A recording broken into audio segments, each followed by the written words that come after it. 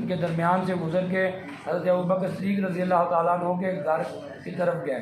इस तरह समझ लें कि अगर मक्के से मदीना का सफ़र जो है वो जुनूब की तरफ है, आपने उल्ट समत की तरफ सफ़र करना शुरू कर दिया और गारे सौर के अंदर 3 दिन तक आप सल्लल्लाहु अलैहि वसल्लम के साथ रहे हज़रत अबू बकर सिद्दीक़ रज़ी अल्लाह ताला अन्हु।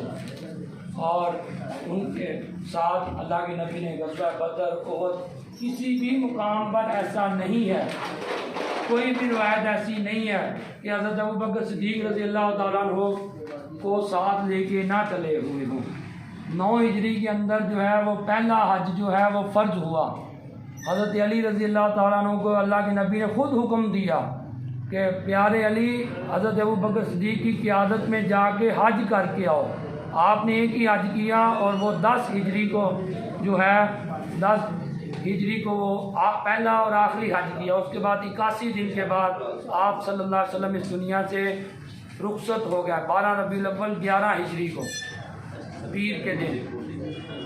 और हज़रत अबू बकर सिद्दीक़ रज़ी अल्लाह ताला अन्हु के दौरे खिलाफत के अंदर एक बहुत बड़ा फितना जो है वो मुसैलमा कज़्ज़ाब का था, उसको भी आपने फितने को ख़त्म कर दिया। बल्कि यहाँ तक फरमाया कि इनकी फसलें, इनके बच्चे, हालांकि हुक्म है कि ना बच्चों को कुछ कहा जाए, ना औरतों को कहा जाए, ना फसलें तबाह की जाए, इस्लाम के अंदर ये हुक्म है। लेकिन जब मुसैलमा कज़्ज़ाब का हुक्म आया तो फरमाया इनके सब कुछ ही तबाह कर दो, बच्चे तक कुछ भी तुख़्म इनका बाकी ना रहे, फसलें भी इनकी बाकी ना रहे, सबको ख़त्म कर दो।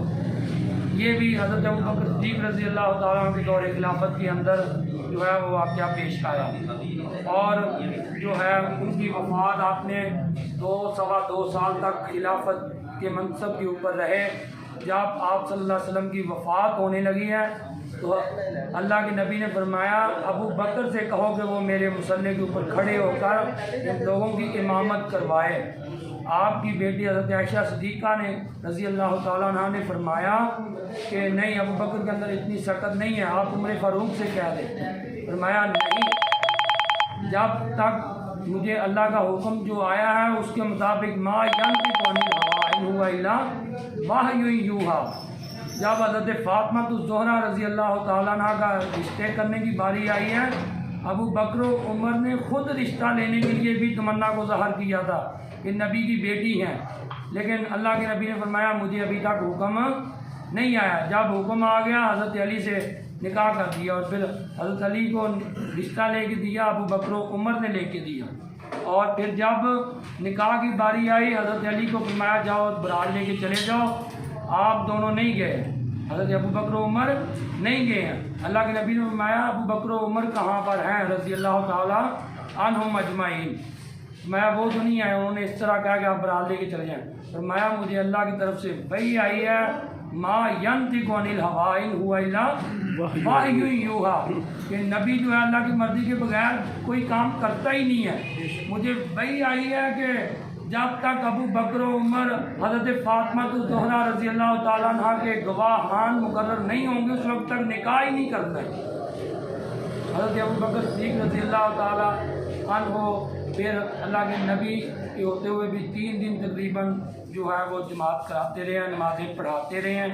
उसके बाद आप खिलाफत के मनसब के ऊपर जो है वो फ़ाइज़ रहे हैं 2.25 साल। और उसके बाद जब आप मनसब के ऊपर फ़ाइज़ हुए हैं तो आपकी सैलरी जो है आपने फरमाया कि एक मज़दूर जितनी सैलरी जो है वो मुकर्रर कर दी जाएगी। फरमाया वो तो बहुत कम है, आप खलीफातुल मुस्लिमीन हैं। तो फरमाया कि अगर कम होगी, अगर इससे मेरा ख़र्चा नहीं चल सकेगा तो मैं उस मज़दूर की उजरत को बढ़ा दूँगा। हमारे जो हैं आजकल के वज़ीर मशीर, इनकी लाखों करोड़ों तनख्वाहें हैं, कितनी मराद मिलती है, नीचे गाड़ियाँ हैं, लेकिन खलीफातुल मुस्लिमीन मदीना की रियासत जो है उसका जो खलीफा है वो कह रहा है कि सिर्फ एक मज़दूर जितनी उजरत मेरी रख दी जाए, अगर वो कम पड़ जाएगी तो मैं मज़दूर की उजरत को बढ़ा दूँगा। 22 जमादी को 2.25 साल की खिलाफत के बाद जब आप रज़ी अल्लाह ताला अन्हु का करीबुल मरग हुए, उस दिन भी पीर का दिन था। हज़रत आयशा सिद्दीक़ा रज़ी अल्लाह तआला अन्हा जो है वो करीब बैठी हुई हैं और रो रही हैं, कह रही हैं कि आपके लिए तो कोई नया कफ़न भी नहीं है। तो आप रज़ी अल्लाह तआला ने फरमाया कि कफ़न पुराना हो या नया हो उसका कोई मसला नहीं है, उधर अमाल लेके जाना, क़यामत के दिन अमाल लेके जाना है। तो अल्लाह ताला आज भी 22 जमात सानी है, अल्लाह ताला हमें भी जो है हज़रत अबू बकर सिद्दीक़ रज़ी अल्लाह तआला की जो है सीरत को अपनाना चाहिए, सहाबा जितने भी सहाबा हैं उनकी सीरत को अपनाना चाहिए।